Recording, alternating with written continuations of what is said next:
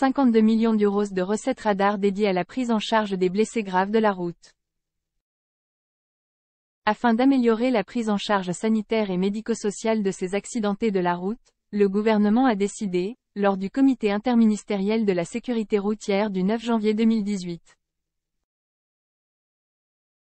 d'abonder chaque année le Fonds pour la modernisation et l'investissement en santé, FMIS, avec des recettes issues des radars.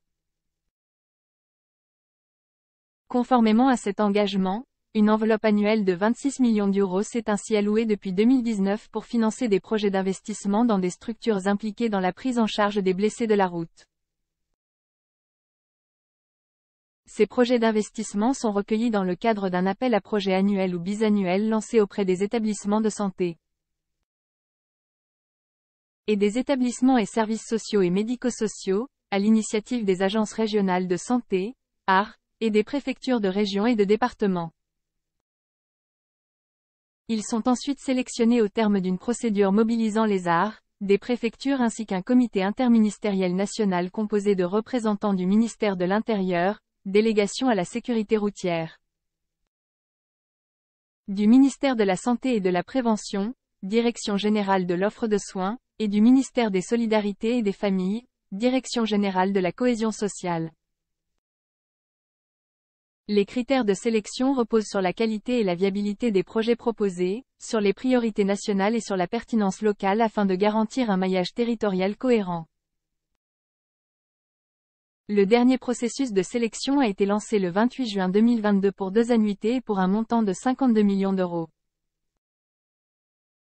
Il a permis de retenir 274 projets, sur les 349 déposés. Ces projets concernent principalement l'achat de matériel et le financement de travaux pour mieux prendre en charge les victimes de la route dans les structures mobiles d'urgence et de réanimation, SMUR, ainsi que dans les services d'urgence des établissements de santé et au sein d'un trauma center niveau 1.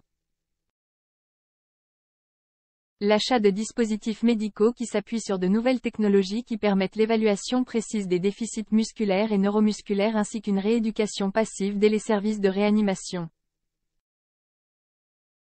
Le soutien s'est porté aussi, largement, vers les services médicaux de réadaptation, notamment avec l'aide d'exosquelettes pour faciliter la rééducation active. L'objectif est de faciliter le retour à domicile, dès lors qu'il est possible. L'achat de matériel, pour certaines structures de prévention d'addiction à des produits psychoactifs, afin de leur permettre de prendre en charge de nouveaux conducteurs sujets à la consommation de produits psychoactifs. Enfin, conformément au comité interministériel de la sécurité routière, CISR, du 17 juillet 2023. Un soutien financier important est apporté pour la création de nouveaux plateaux techniques médicalisés permettant de mieux évaluer l'aptitude médicale à la conduite des patients atteints de troubles cognitifs et neuromoteurs. Ce même CISR a décidé qu'une attention particulière serait accordée aux projets présentés par les établissements de santé et médico-sociaux des départements d'outre-mer particulièrement touchés par une accidentalité routière supérieure à celle de la métropole. 10 projets sont ainsi retenus à La Réunion, en Guadeloupe et à la Martinique. Un nouvel appel à projets sera lancé dans les prochaines semaines cumulant les dotations de 2023 et de 2024, soit une enveloppe globale de 52 millions d'euros. Chaque année, environ 16 000 personnes sont hospitalisées à la suite d'un accident de la route.